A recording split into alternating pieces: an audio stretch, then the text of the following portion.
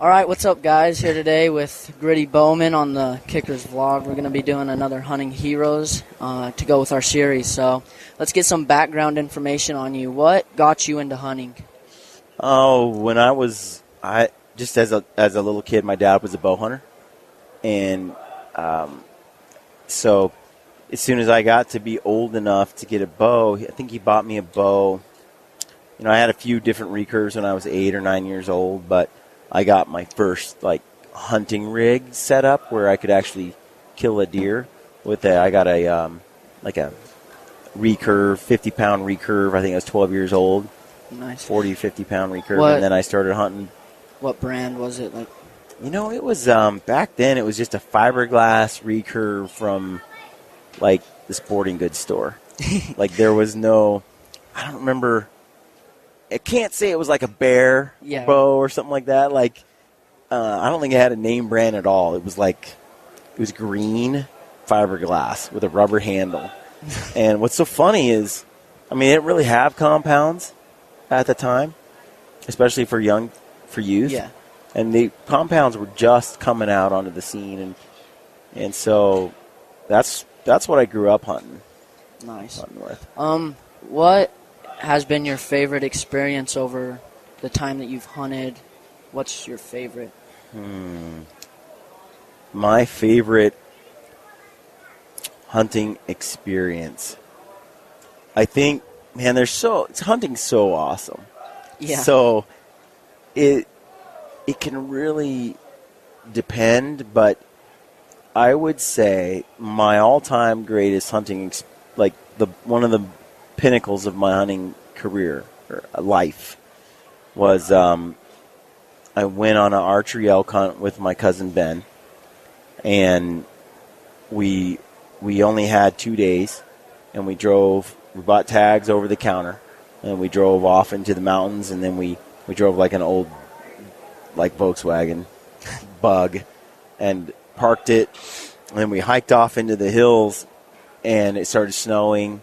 It was late season archery, and we had no idea how to call elk, but we just started trying, and I called a bull in, and it worked unbelievably well, and a nice 6x6 bull came in to 20 yards. He came to full draw, and he hit it right behind the shoulder, and it was the first big bull elk either one of us had ever seen, and he shot it. I called it in, and he shot it, and it was the beginning of our archery hunting, real archery hunting for elk success. Wow, that's a crazy experience. You've started this podcast. What has inspired you to start it? What got you into it and stuff? I think a lot of people when they decide they want to do something like this, I think a hunting TV show or a podcast, and I think they have motivations sometimes that are about being popular or. Yeah. For me, I had no intention of this being a job or a career at all. I just wanted to talk to cool people and learn from them and laugh and meet some folks, and I thought that through some conversations with people like Aaron Snyder, who know a lot about backpacking, that I could learn from them and share it with other people while I was at it. And it was a hobby on the side. It was strictly just something to do in my spare time. And after doing interviews and meeting really cool people and learning more about archery and more about hunting, it just opened doors and kept growing. And my only reason for starting it really in the beginning was just to learn from and meet cool people. Yeah, you do this for a job. What has helped you do that and grow that so big? It's a good question. I think there's a lot of people that are doing podcasts. Yeah. Tough business. Yeah. If I were to say what made Gritty Bowmen successful, in the midst of all the other ones that are also doing similar show. I think a lot of it has been timing. When I first started, it was years ago, three and a half years ago. There weren't other podcasts. Yeah. So I was one of the only ones. Yeah. So starting something kind of new, because in the hunting industry, podcasts weren't a thing. Yeah, but now they're huge. Yeah. So when I first started, there just was nobody doing it, and so that helped. But I can remember, like, creating a YouTube video on how to subscribe to a podcast and explaining what a podcast was, so that I could get the YouTube people that followed my podcast, because I did a video version and always have, of the show. It introduced them to the show, and then they learned through the video how to subscribe to the audio on iTunes. And then just now everybody knows what a podcast is. Yeah. But when I started, half my issue was getting people to tune into a podcast. They didn't know what it was. I remember my uncle called me and he said, dude, what's a podcast? And I'm like, well, I just interviewed, I don't know, Corey Jacobson on elk calling, and he told me all the stuff on how to call elk, and now I'm going to try this, and I'm going to practice this, and I was telling him all about it, and he said, so you just talked to him for, I talked to him for like an hour, and he's like, an hour? I'm supposed to listen to you have a conversation for an hour? Are you kidding me? Yeah, that's insane. And he said, I'm not going to do that, and now he listens to him all the time. What, like, deep down, if you had a couple words to describe hunting to you, what would you have those words be? Man. That's a tough question. Deep down, what would I describe hunting to be to me?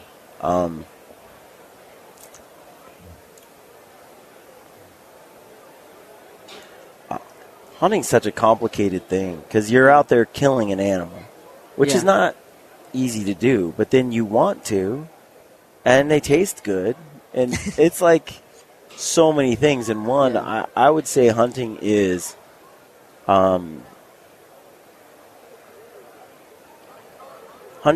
the activity that makes me feel like complete as a human. Yeah. Like it makes me feel like Part of nature, and it turns on all of these instincts in my DNA. I think it's natural for humans to, or predators, Yeah. and then it ties us to nature, and it disconnects us from this electronic and computer world we live in, and it puts us in touch with